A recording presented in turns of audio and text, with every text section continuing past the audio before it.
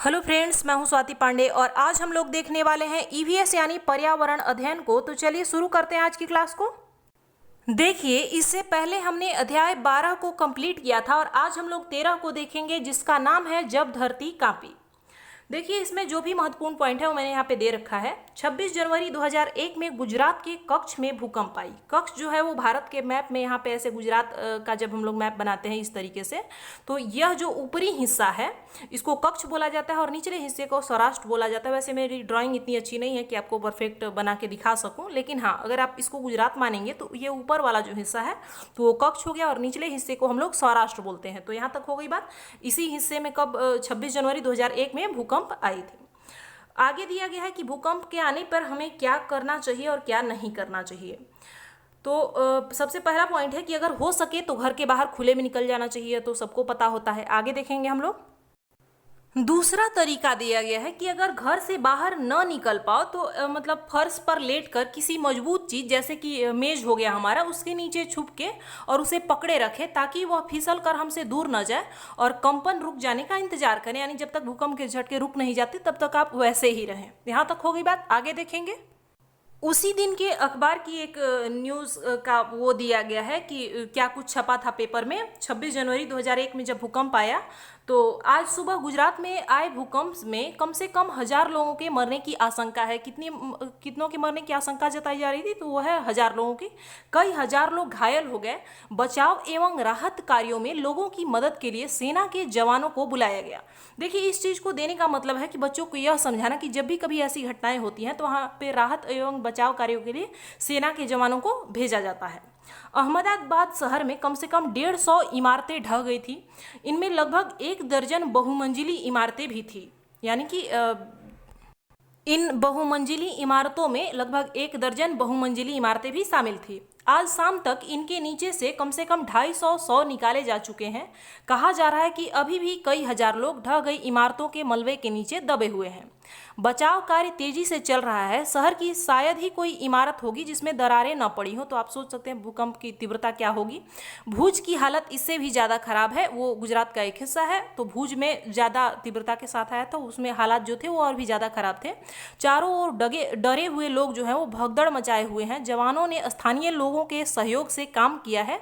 राहत कार्य के लिए देश और विदेश से हर तरह की सहायता के आश्वासन मिल रहे हैं। तो इसके माध्यम से बच्चों को ये बताया जा रहा है कि जब भी ऐसी घटनाएं होती हैं तो देश में भी लोग सक्रिय होते हैं राहत और बचाव कार्य के लिए, साथ ही विदेशों से भी सहायता के आश्वासन दिए जाते हैं। आगे देखेंगे हम लोग।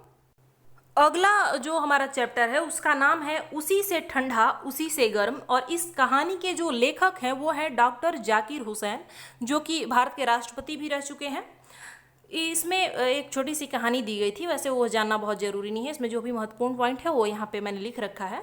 हमारे मुंह से निकलने वाली जो हवा है बाहर के तापमान की तुलना में गर्म या ठंडा हो सकता है। जैसे सर्दियों के दिन में जब आप अपने मुंह से निकलने वाली हवा को देखेंगे तो वो आपको गर्म मालूम होगा, आपको भाप की तरह नजर आएगा। लेकिन वहीं गर्मी की बात करें तो क्या होता है कि आप मतलब जो हमारा अगर तापमान बाहर का ज़्यादा है तो हमें जो हम हवा मुंह से निकालते हैं वो हमें ठंडा मालूम होगा। लेकिन अगर बाहर का तापमान कुछ ज़्यादा ही ठंडा है तो आपको वो जो अपनी मुंह की हवा है वो मतलब ज़्यादा गर्म महसूस होगा, जैसे कि सर्दियों में होता है। हम तो वही रहते हैं, लेकिन जो हमारा बाहरी पर्यावरण है उसके तापमान की तुलना में हमारे वो गर्म भी हो सकता है महसूस और ठंडा भी हो सकता है। आगे देखेंगे। आगे दिया गया है कि स्टील का गिलास या शीशा को जब हम मुंह के पास लाकर सांस छोड़ते हैं तो शीशा या गिलास जो है वो धुंधला हो जाता है। हमने देखा है। इसकी वजह क्या है? क्योंकि सांस जो होती है हमारी वो गर्म होती है और शीशा ठंडा होता है। इसलिए सांस के साथ आई भाप, जो भाप है सांस के साथ आई होती है, वो ठंडे शीशे पर पानी की बूंद जैसी बन जाती है और यही नमी जो है वो शीशे को धुंधला करती है। आपने देखा होगा कि जब आप शीशे के पास जाके सांस छोड़ते हैं तो वो धुंधला हो जाता है। तो इसकी वजह यही होती है कि हमारी सांस गर्म होती है और शीशा का जो है वो ठंडा होता है। तो जैसे ही हम लोग उस पर सांस छोड़ते हैं तो हमारी सांस के साथ जो भी भाप आई होती है वो ठंडे शीशे पर पानी की बूंद जैसी छोटी छोटी बूंद बन जाती है और ये इसी से वो शीशा जो है वो धुंधला नजर आता है। यहाँ तक हो गई बात। आगे देखेंगे। आगे दिया गया है स्टेथोस्कोप से डॉक्टर जो हैं वो हमारी धड़कन को सुनते हैं। ये रहा इसका इमेज, ये तो आप लोग सब जानते होंगे लेकिन इसमें दिया गया था तो मैंने लिख दिया। आगे देखेंगे हम लोग। आगे जो हमारा चैप्टर है उसका नाम है कौन करेगा यह काम। यह जो चैप्टर है वो छुआछूत और अन्य जो भी काम हैं जिसको कि समाज में निचले वर्ग का माना जाता है, तो इन चीज़ों के बारे में यह ध्यान आकर्षित करने का प्रयास किया गया है कि बहुत कुछ अभी भी हमारे समाज में गलत हो रहा है। तो ये कुछ चित्रें दी गई हैं, आगे देखेंगे हम लोग। और इस चैप्टर में ये सब इमेज देने का, ये सब बताने का जो कहानी है अपने समाज के, इसका मकसद ये है कि जो अछूत लोग हैं हमारे, इनके साथ जो भी भेदभाव अभी भी हमारे समाज में हो रहा है, तो मतलब जिन तबके को, जिस समाज के वर्ग को अछूत माना जाता है, उन पर खबरों का इस्तेमाल करके बच्चों में इन बातों के लिए प्रेरित कराएं, इस बात के लिए संवेदनशील बनाना कि जो कुछ भी हो रहा है वो गलत हो रहा है या फिर वो ऐसा न करें। ये बात उनमें विकसित करना है, इस चैप्टर का उद्देश्य यही है। आगे देखेंगे।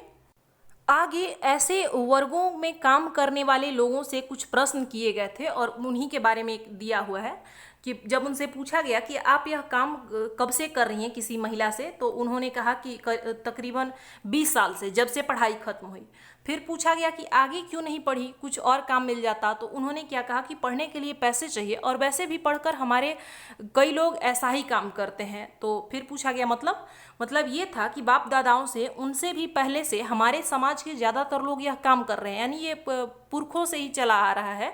डिग्री लेकर भी दूसरी नौकरी नहीं मिलती तो यही काम कर रहे हैं, जैसे कि सड़क की साफ़ सफाई, शौचालय आदि की साफ़ सफाई, ये सारा काम जो है वो माना जाता है कि जो पुरखे जिनके जो करते आ रहे हैं उसी काम में ये लगे रहे। इनको पिछड़ा वर्ग करार दिया जाता है, अछूत बोला जाता है, इनके साथ भेदभाव किया जाता है। आगे पूछा गया कि ऐसा क्यों है, तो इन्होंने क्या कहा कि ऐसा ही है, हमारे पूरे शहर में यह काम करने वाले सभी लोग हमारे ही समाज के हैं और हमेशा से ऐसा ही होता आया है। देखिए यह काम तो मतलब करना ही है जो भी काम है, लेकिन यह जरूरी नहीं कि कोई एक विशेष वर्ग ही उस विशेष काम को करेगा और उसके आधार पर, उस काम के आधार पर उसके साथ भेदभाव किया जाए, ये गलत है। आगे देखेंगे।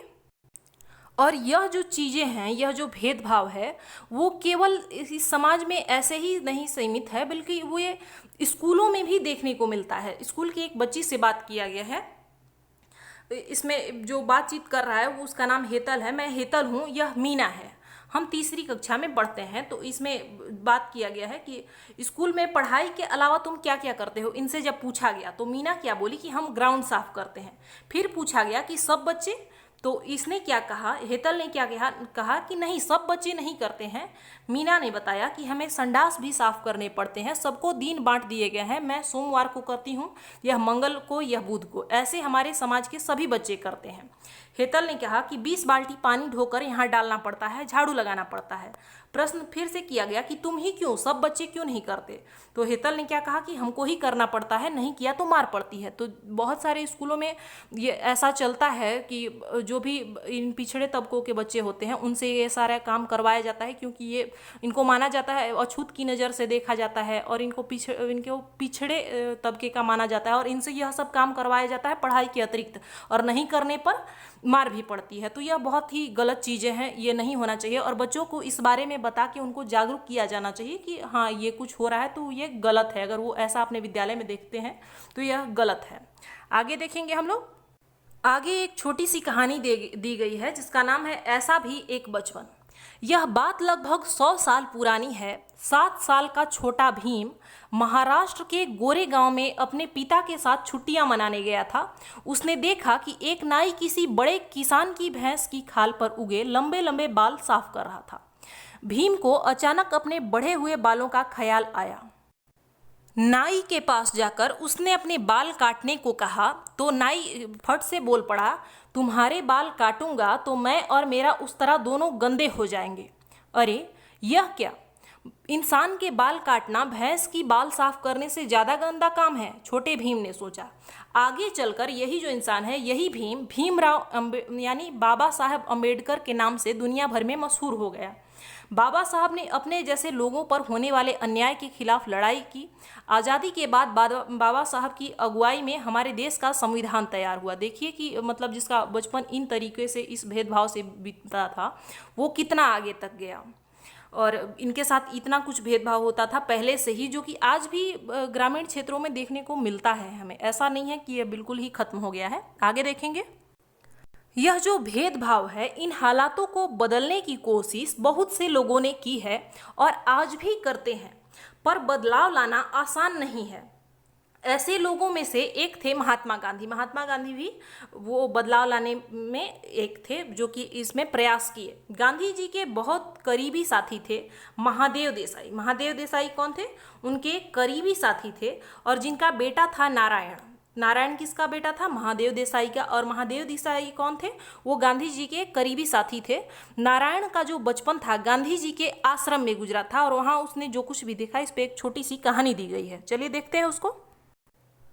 नारायण यानी कि बावला, जब वो छोटे थे तो उनको बावला कहा जाता होगा। जब 11 साल के थे तब गुजरात के साबरमती आश्रम में उन्हें अलग अलग काम करने पड़ते थे। उनमें से एक था आने वाले मेहमानों का टॉयलेट की सफाई का काम सिखाना। तब के टॉयलेट के नीचे टोकरियां रखी होती थी जिनमें संडास की गंदगी गिरती थी, फिर उस जगह को साफ भी करना पड़ता था और इन टोकरियों को हाथों से उठाकर ले जाना होता था।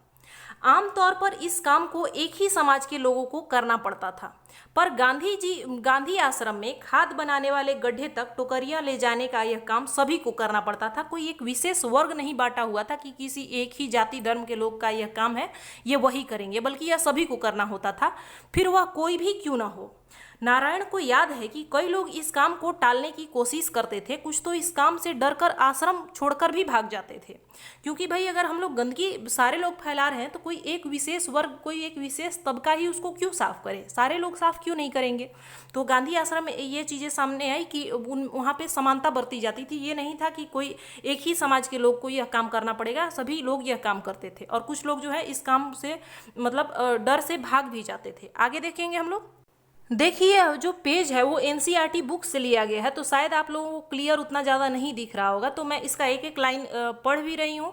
और अगर आप लोगों को देखने में दिक्कत हो तो आप लोग इसका थोड़ा क्वालिटी बढ़ा लें यहाँ पे, तो आप स्पष्ट इसको देख सकते हैं। एक बार गांधी जी जो हैं वो महाराष्ट्र के वर्धा शहर के पास एक गांव में रहने आए। वही उसी कहानी में आगे का ये हिस्सा है कि एक बार गांधी जी जो हैं वो महाराष्ट्र के वर्धा शहर के पास एक गांव में रहने आए। अगर आप लोगों ने रीड किया है तो आपको याद होगा कि यही वह जगह है जहाँ से कि इन्होंने बेसिक शिक्षा की शुरुआत की थी, मतलब उसका विचार इन्होंने रखा था सबसे पहले।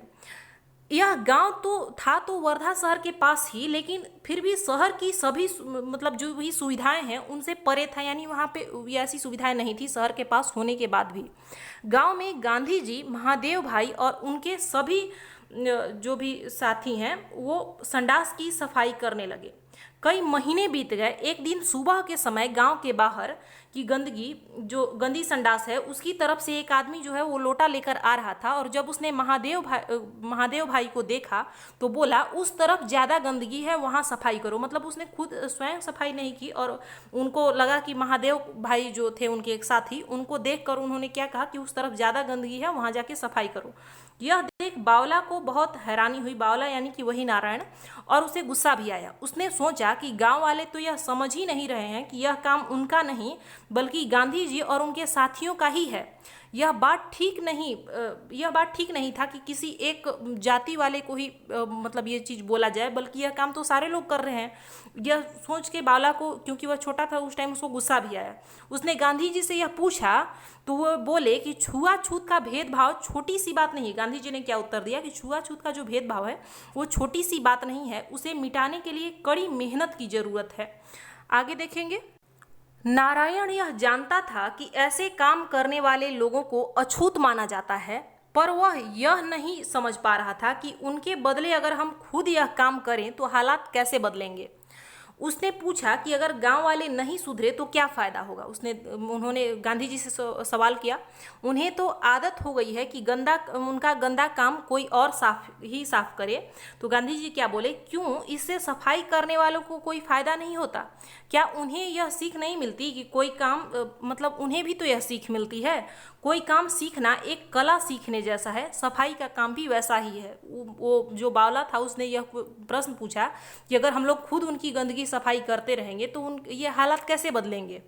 अगर गांव वाले नहीं सुधरे इस तरीके से तो किसे क्या फ़ायदा होगा। और उन्हें तो क्योंकि आदत हो गई है कि वो खुद गंदगी फैलाएं और दूसरे लोग उसको साफ करें, तो गांधी जी ने इससे क्या यह भी बताया कि भाई इसमें सफाई करने वालों का भी फायदा है और उन्हें इस चीज़ का सीख भी मिलता है। साथ ही काम सीखना एक कला सीखने जैसा है, चाहे फिर वो सफाई का ही काम क्यों ना हो। वो किसी भी काम को छोटा नहीं मानते थे। छोटा नारायण फिर भी नहीं माना, वह फिर से बोल पड़ा, पर सीख तो उनको भी मिलनी चाहिए जो गंदगी करते हैं और खुद साफ नहीं करते। यह भी बात सही थी। गांधी जी और नारायण की बहस तो चलती रही, फिर भी आगे चलकर नारायण भाई ने गांधी जी के दिखाए रास्ते पर चलना कभी नहीं छोड़ा। और यह जो हिस्सा था वो एक जो उनकी की किताब है नारायण भाई देसाई, जो कि बावला के नाम से इसमें दिया गया है, संत चरण रज सेविता सहज नाम से के जो किताब है उस हिस्से से यह कहानी ली गई थी, यह सिखाने के लिए कि यह भेदभाव जो है वो गलत है और गांधी जी कैसे इसको मिटाना चाहते थे। तो इस अध्याय में बस इतना ही था। आगे मिलते हैं हम लोग अगली क्लास में। धन्यवाद।